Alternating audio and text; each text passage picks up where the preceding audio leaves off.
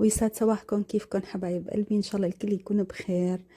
اليوم حبيت شارككم فطوري الصباحي مثل العادة. اليوم بعيدا عن انه نفتح سفرة ونحط جبنة ولبنة وزيتون ومكدوس وهي القصص، فبدي اختصرها واعمل معجنات. جاي على بالي معجنات الجبنة ومناقيش الزعتر ومحمرة، ورفيقتي جاي تفطر معي، فقلت انه نطلع على الروتين الفطور الشامي اللي بنعمله بايام العطلة ونختصره بشوية معجنات. انا ما كتير سحبة مع المعجنات، صلي زمان ماني عاملتها، فاليوم قررت اني اعملها. فخليكن معي وتشوفوا كيف بدي احضر العجينة وكيف رح تطلع معي نتيجة المعجنات.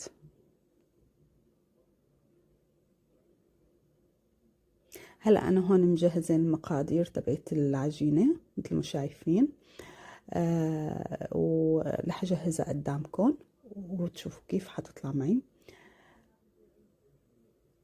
هلا هون بدي احط المواد السائله، كاسه مي فاتره، طبعا انتوا على حسب الرغبه، انا لشخصين بدي اعمل، وكاسه صغيره زيت يعني كاسه شاي صغيره، وكاسه حليب، ومعلقتين لبن. هلا هون بدي احط المواد الجافه، طحين تقريبا اخذت معي 3 كاسات، وانتوا على حسب الكمية.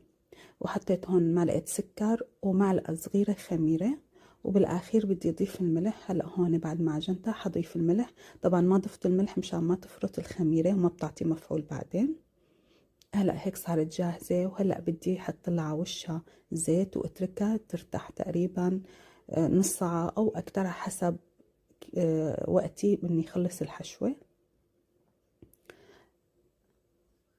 هلا هون بعد ما تركتها قريب ال47 دقيقة، هون كنت مجهزة الحشوة مثل ما شايفين، جبنة ومحمرة مع جبنة قشقوان وزعتر وزيت. شايفين كيف طلعت العجينة سفنج. هلا انا هون وقفت الفيديو وجهزت القراص، الجبنة والمحمرة والمناقيش، وهلا هون جبت صفار البيضة وحطيت حليب وخل حتى ما تعطي زنخة، وبس هلا شوية بتعطي لون ذهبي. شايفين هاي النتيجة، وعملنا كاستين شاي سخنين لأنه عنا برد، وهلأ بدنا ندوق نشوف كيف طلعت النتيجة.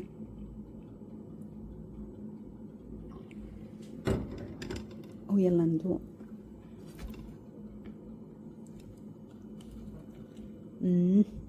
عن جد شي طيب، لازم تجربوها وتطلع